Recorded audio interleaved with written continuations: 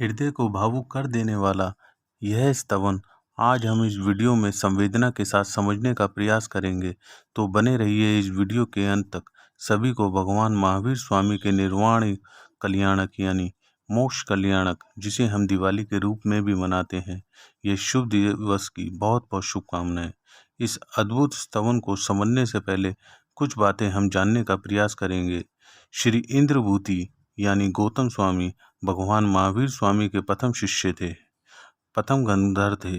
50,000 केवल ज्ञानी शिष्यों के गुरु भी थे। गौतम स्वामी जी भी दीक्षा दिया करते थे। उन सबको केवल ज्ञान हो जाता था, लेकिन खुद गौतम स्वामी को केवल ज्ञान नहीं हो रहा था। इसका एकमात्र कारण था भगवान महावीर स्वामी के ऊपर का राग। बाकी के लाखों करोड़ों लोगों को प्रभु के ऊपर राग तो था, लेकिन वह राग गुणों का राग था। जैसे प्रभु कितने गुणवान हैं, उस बात का राग था। जबकि गौतम स्वामी को गुणों के राग के साथ साथ भगवान महावीर के नाम के व्यक्ति पर भी राग था। बाकी के सभी लोगों का राग शिक्षक के राग जैसा राग था। यह स्नेह राग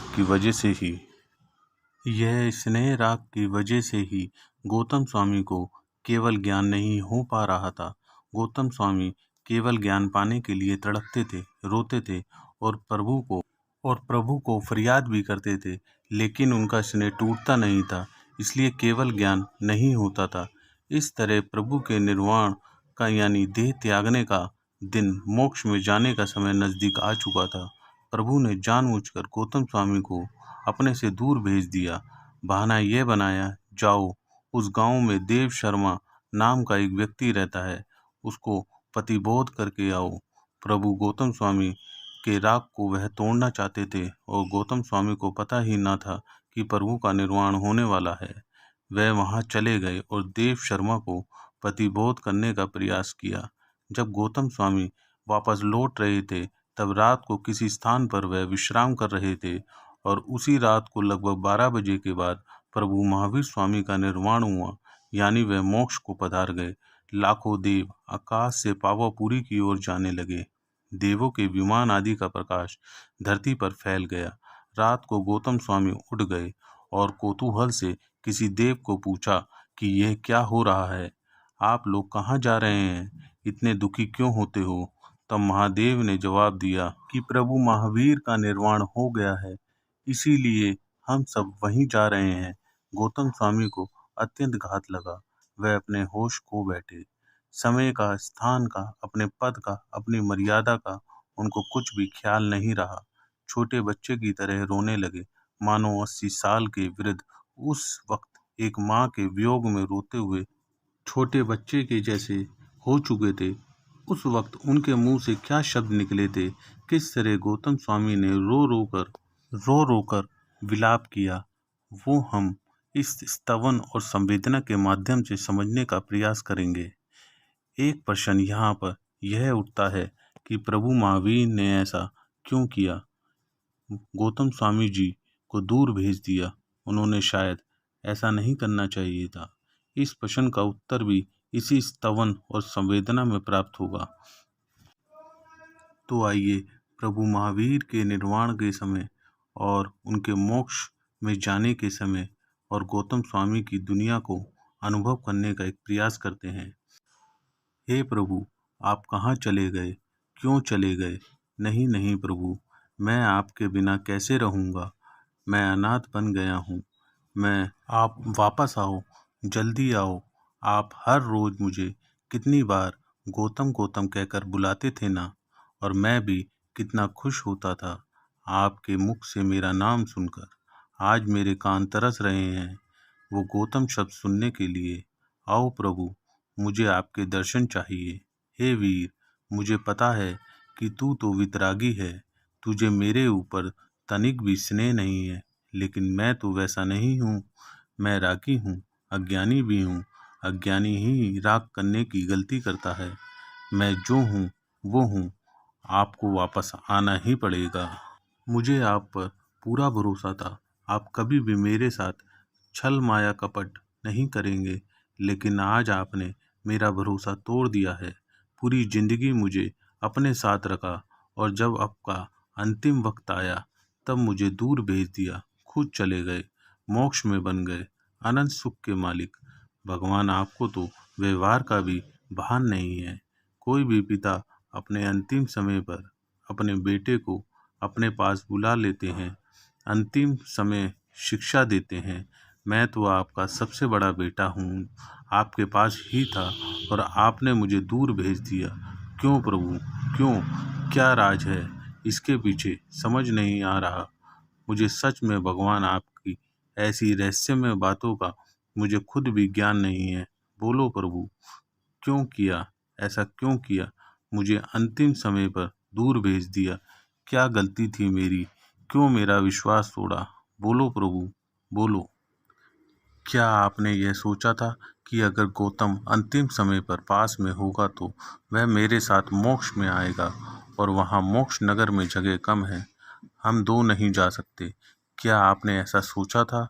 या फिर यह सोचा था कि गौतम द्वेष से भरा हुआ है, मोक्ष में जाने के लिए वह लायक नहीं है, इसलिए उसको दूर भेज देना चाहिए? अच्छा हो, ताकि वह मोक्ष में उसे ले जाना ना पड़े। पास में होगा तो वह जाने के लिए जिद करेगा, बहुत जिद करेगा। क्या ऐसा सोचा था आपने? तो सुन लो प्रभु, आपने बहुत गलत सोचा। आपने मुझे पहचाना ही ना था। मुझे आप पर राग जरूर है, लेकिन आपको मेरे कारण परेशान होना पड़े, ऐसा मैं कभी कुछ नहीं करता।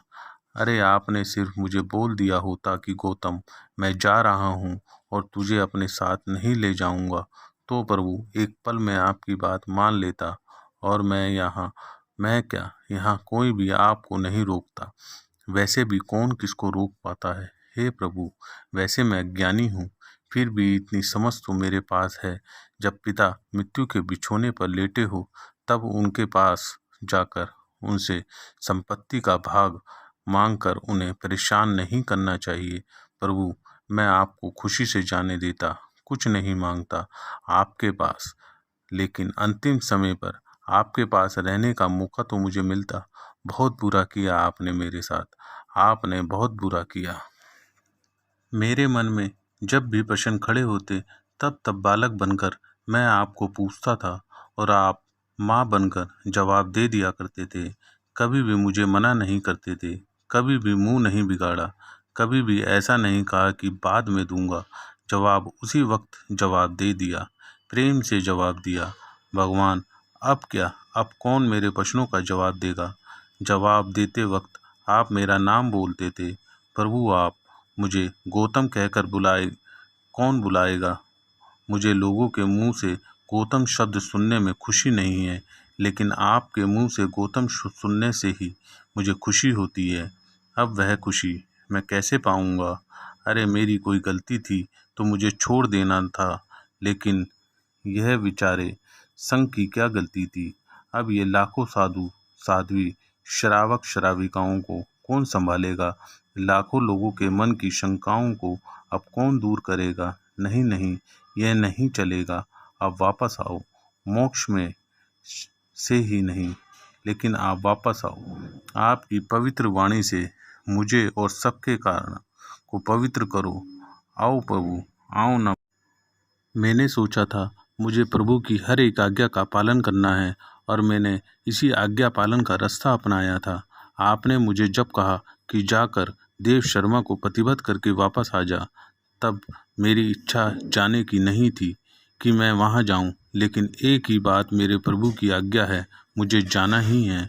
और मैं मूर्ख बोला कि कुछ सोचे समझे वहाँ निकल गया। अरे, मैंने एक बार अपने शुद्ध ज्ञान से भी देखा होता तो मुझे पता चल जाता कि आपका निर्वाण होने वाला है, लेकिन मैंने आपके ऊपर कितना विश्वास रखा, कुछ भी नहीं सोचा। इसका यह फल मुझे मिला कि आपके अंतिम समय पर मैं आपसे नहीं मिल पाया। क्या गुरु समर्पण करने का यही नतीजा होता है? प्रभु महावीर ने कुछ गलत नहीं किया है, वो इस सत्य को जानते थे, इसलिए ही उन्हें वीतरागी पाया। वो मुझे भी यही तत्व समझाना चाहते थे। अभी तक मैं समझ नहीं रहा था, लेकिन अब पता चल गया है कि मुझे तत्व समझने के लिए ही मुझे अंतिम समय पर दूर भेज दिया है। मैंने गलत सोचा कि आपने मुझे धोखा दिया है। अब पता चला कि आपने 30 वर्ष पहले दीक्षा देकर मेरे ऊपर महान उपकार किया था, और आज मोक्ष में जाते जाते भी आपने मेरे ऊपर उपकार कर ही दिया। मैंने राग को तोड़ने के लिए आपने ये सब किया। आखिर अंत वक्त में भी आपने मेरा ही भला करना चाहा। प्रभु आपको करोड़ों वंदन। अब मैं आपके ऊपर राग नहीं करूँगा। निकल गया है मेरा सारा राग। आखिर में राग नाम की गांठ टूट ही गई और गौतम स्वामी को केवल ज्ञान की प्राप्ति हुई। प्रभु के निर्वाण से अत्यंत दुखी लोगों को सुबह के समय पर ही गौतम स्वामी के केवल ज्ञान का महोत्सव करने का मौका मिला। प्रभु महावीर की करुणा कितनी थी वो तो देखो कि अपने निर्वाण के निमित्त से संघ को देवों को ज़्यादा देर तक शोक में रहना ना पड़े, इसलिए ऐसी व्यवस्था कर दी कि सबके लाडले गौतम स्वामी को केवल ज्ञान दिला दिया। सबका शोक हर्ष में बदल गया। गौतम स्वामी जी अनंत ज्ञान के भंडार थे। उनके नाम भी से ही कल्प वृक्ष और चिंतामणि रत्न की तरह सभी इच्छाएं पूरी हो जाती है, धन संपत्ति की प्राप्ति भी हो जाती है। अमावस्या रात को भाव दीपक यानी कि केवल ज्ञानी प्रभु महावीर का निर्वाण हुआ। राजाओं ने द्रव्य दीपक जलाए और लोगों ने उस दिन को दिवाली कहा गया। कविराज शिविर विजय जी महाराज साहिब कहते हैं कि सभी नर नारी रघुवीर का और गौतम स्वामी का गुणगान करें। आपको ये वीडियो कैसी लगी नीचे कमेंट्स में लिखकर बताएं।